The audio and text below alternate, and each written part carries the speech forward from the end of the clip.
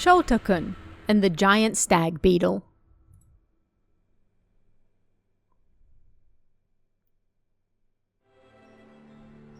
Shotakun loved insects. He really, really loved them, and he'd often go to the nearby park and forest to catch them. Grasshoppers, butterflies, dragonflies, crickets. But the ones he loved the most were the rhinoceros beetle and the stag beetle. Every summer, he'd visit his grandmother's house in the countryside for several days and catch rhinoceros and stag beetles. Of course, he took several of them home. Then, he would give each and every one a name. There was Kabukun, the rhinoceros beetle, Pii-chan, Kuwa-kun, the stag beetle, Noko-chan. He was so fanatical about them that his mother was fed up. They're living creatures, so as long as you treat them well, you can keep them, his father said. So, his mother never said anything. It was popular amongst Shotakun's friends to make their rhinoceros and stag beetles fight. Sometimes the stag beetle would attack the rhinoceros beetle, bending its horn or leaving its body bent in weird ways. Seeing that, Shotakun honestly felt bad for them. That was why he couldn't take part in that game anymore. Unlike his friends, Shotakun really did care for his rhinoceros and stag beetles. He made sure they had food and water, and even took note of the temperature and humidity. And his precious beetles happily drank the sweet water. They were so terribly cute as they did that, and Shotakun wanted to live with them forever. But once summer passed, his insects died. When they did, Shotakun cried the entire day. To make himself feel better, he used the sticks from his ice creams to make little graves for his beetles. That autumn, Shotakun's garden was full of little graves for his insects. Kabukun's grave, Pii-chan's grave, Kuwa-kun's grave, Noko-chan's grave. Insect by insect, he remembered just what they looked like. Even if they were now gone, he would never forget them.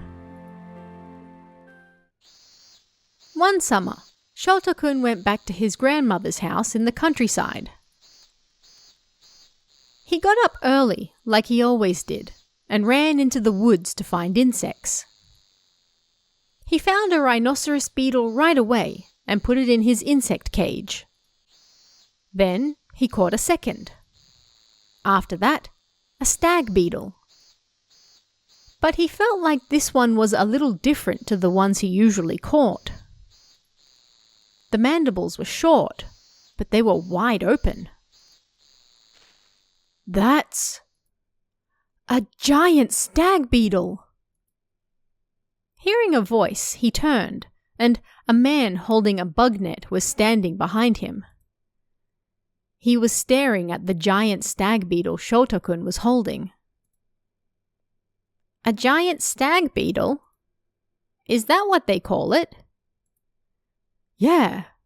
Will you sell it to me? Here, some money. Before Shotakun could refuse, the man shoved the money into his hands and ran off. Shotakun looked at his hands and saw a 1,000 yen note there. The only time he'd ever seen one of those was when he got New Year's money from his grandmother.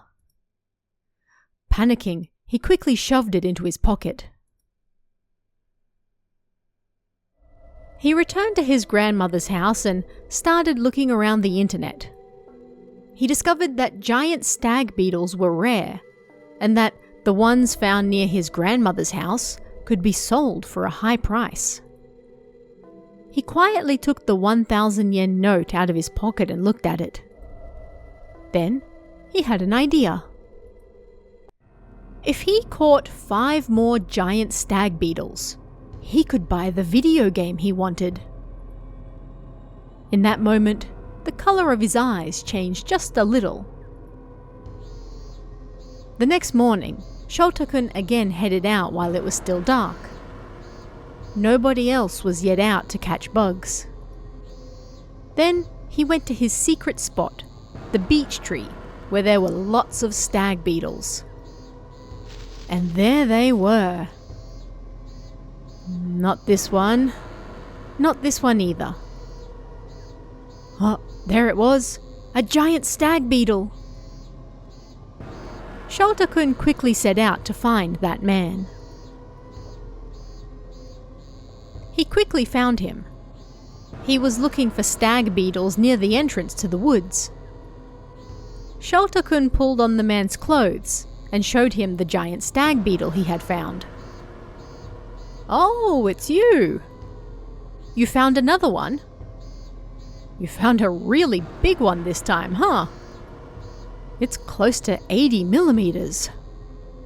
Alright, how does 2,000 yen sound?" This time, the man gave him 2,000 yen. All right! Shotokun jumped for joy. If he kept catching and selling stag beetles at this rate, he'd be able to buy more than just a video game. He could buy a whole console. No, he could even get a baseball bat and glove. For the next few days, Shotokun went out to the forest each morning before dawn broke. Some days he was able to catch something. Other days, he couldn't find anything. Still, over a week, he managed to catch 10 giant stag beetles and sell them to the man.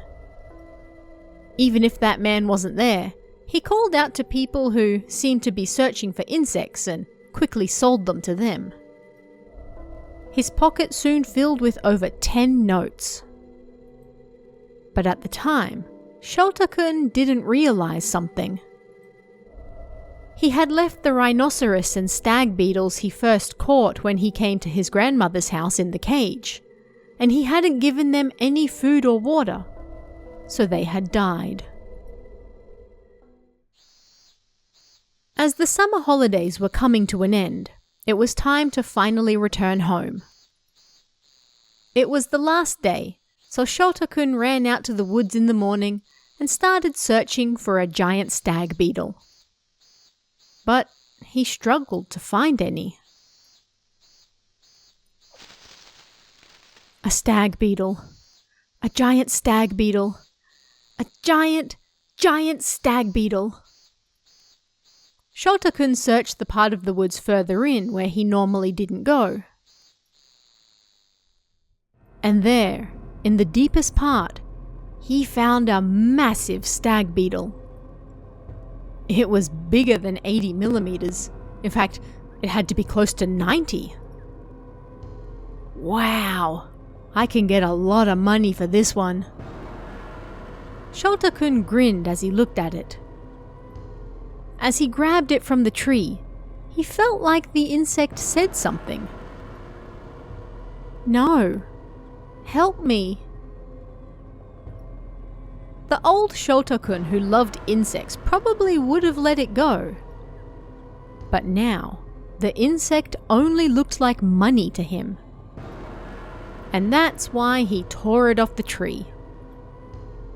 But Shotokun wasn't able to sell the massive stag beetle. If he let it hibernate, then it would get even bigger, and he could sell it for even more. Maybe he could even get over 30,000 yen for it. He had researched beforehand, and so, with that in mind, he took it home with him. And then he kept it in his room. Shotokun forgot all about the rhinoceros and stag beetles he had kept before. Although there had been lots of insects in the water tank in his room, he stopped feeding them and only cared for the giant stag beetle. He made sure the temperature and soil were just right and gave it lots of food. All the other insects in his water tank died. The graveyard of ice cream sticks was a mess.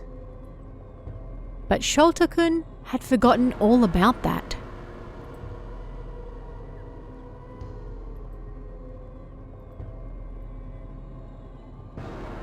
Summer turned to autumn.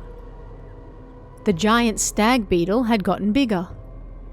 From 90 millimeters to 95 millimeters. He would raise it until it was close to 100 millimeters. But strangely, the beetle never got ready for hibernation. If it didn't, did that mean it would die? If it did, he wouldn't be able to get any money for it. That night, as Shota-kun was sleeping, he heard a noise coming from the corner of the room that woke him up. Rustle, rustle. What is that sound? It got even louder. Rustle, rustle, rustle. Shota-kun turned on the lights. And in the corner, he saw the giant stag beetle. It had gotten much bigger.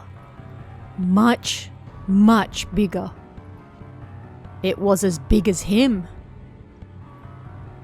At the time, Shota-kun wasn't afraid. He only thought one thing. Wow! That's amazing, giant stag beetle! I wonder how much I can sell you for! That was it. Tears fell from both the stag beetle's eyes. Then it suddenly put its pincers, the size of his head, around his sides.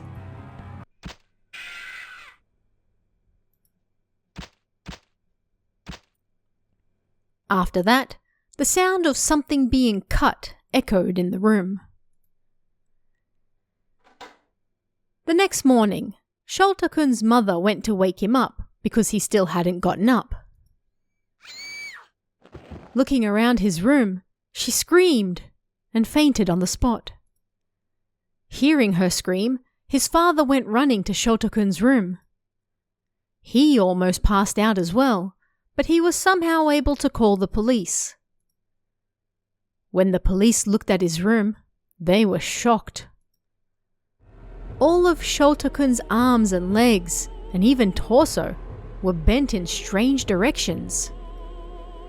Like he was a rhinoceros beetle who'd been done in by a stag beetle. Nobody noticed at the time, but there was a single large stag beetle by the window. It was the one Shota-kun had caught, and it had returned to normal size before flying out towards the sky. And so ends the tale of Shota-kun and the giant stag beetle. But how did that beetle get so large?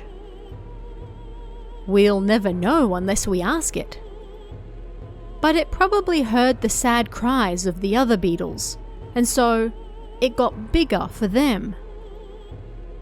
I mean, for as much as Shota-kun loved insects, they loved him back even more.